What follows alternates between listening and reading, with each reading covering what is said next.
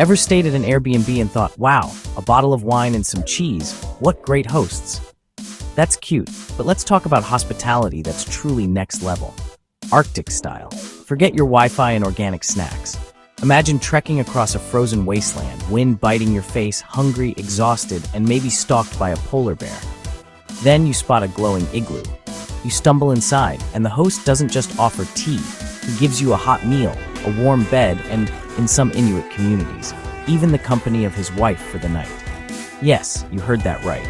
Suddenly, that bottle of Merlot seems a little underwhelming. Before you judge, know this was a real, complex social custom about survival, community, and a hospitality so profound it makes our modern customs look laughable. We think we're generous when we let a friend crash on the sofa. In the Arctic, they shared the warmth of their family to keep a guest alive. So, let's journey to a place where the rules of hospitality were written in snow and ice, not etiquette books. We're about to explore a guest ritual that's about much more than what happens when the lights go out. It's about what it means to be human in the harshest environment on Earth. And maybe it'll make you rethink what it means to be a good host or a good guest, or just a person who isn't freezing to death. Ready? Let's go. This is the Arctic's ultimate welcome basket. It's not about luxury, it's about survival, and it's a story you won't forget. Let's dive in. Let's clear up the biggest misconception. This wasn't some wild, lawless party. The practice, often sensationalized as wife swapping, was actually a formal, structured social agreement.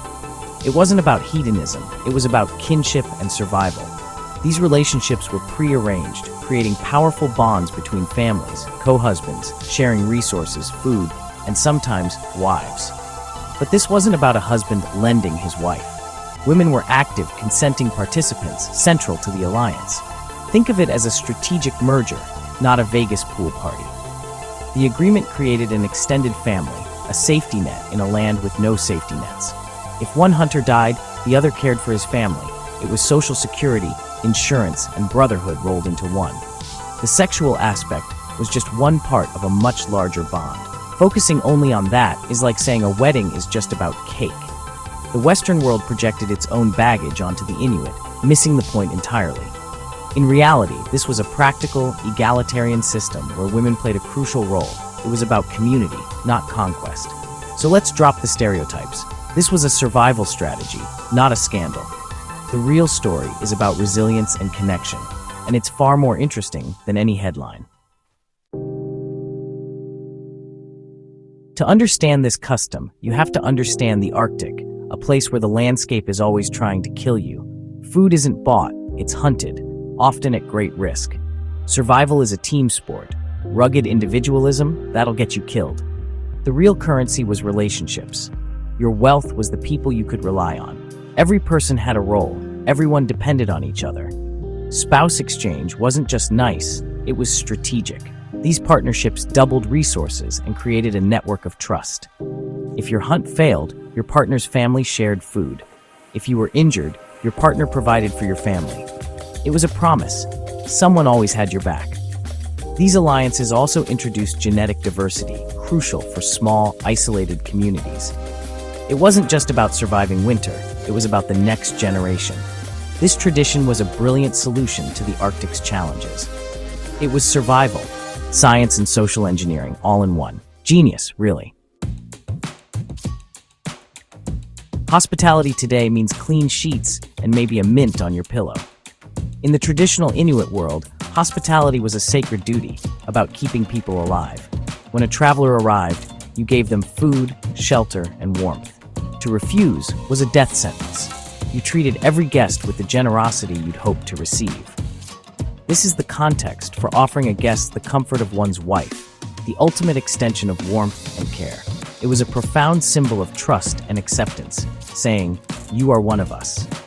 It integrated the guest fully into the household, making them feel safe in a land that offered neither. This wasn't for just anyone, but within alliances or for trusted visitors. The principle, share everything to ensure another's well-being. Our modern customs seem transactional by comparison. We tip the housekeeper. The Inuit offered a share of their very existence. It's a powerful reminder. Generosity means different things in different worlds. In the Arctic, it meant survival, and it redefined what it means to be a good host. That's hospitality at its deepest. Imagine explaining modern travel etiquette to a traditional Inuit hunter. Bring wine, strip the bed, leave a review. He'd be baffled. Wine doesn't keep you warm, and why should the guest do chores? Our hospitality is performative, curated for 5-star reviews. A bad host here means slow Wi-Fi. In the Arctic, it meant letting a guest freeze or starve. The consequences? Not awkwardness, but death, and not just for the guest. Your reputation as a generous host was your lifeline. Fail, and no one would help you when you needed it. In a world built on reciprocity, hospitality was survival. We obsess over tiny etiquette rules. They had one: keep each other alive. Who's more advanced, the society with endless etiquette guides, or the one whose rule is help each other no matter what? The answer's pretty clear. Hospitality wasn't about reviews, it was about life. And that's a lesson worth remembering. Then came the outsiders, whalers, traders, and especially Christian missionaries. When they saw spouse exchange, their minds exploded. To them it was sinful, barbaric, proof these savages needed saving. Missionaries arrived with Bibles and a belief in monogamy as the only way. They saw only lust and adultery, missing the context of survival and kinship. They launched campaigns to eradicate the practice, preaching fire and brimstone. The Inuit, meanwhile, were baffled. They saw generosity and community. The missionaries saw sin, the ultimate cultural lost in translation moment. Outsiders judged without understanding, convinced of their own moral superiority. They refused to see the beauty and logic in a system that let people thrive in the harshest place on earth. They came to teach, but never learned. And that's the real tragedy. The misunderstanding didn't stop with missionaries.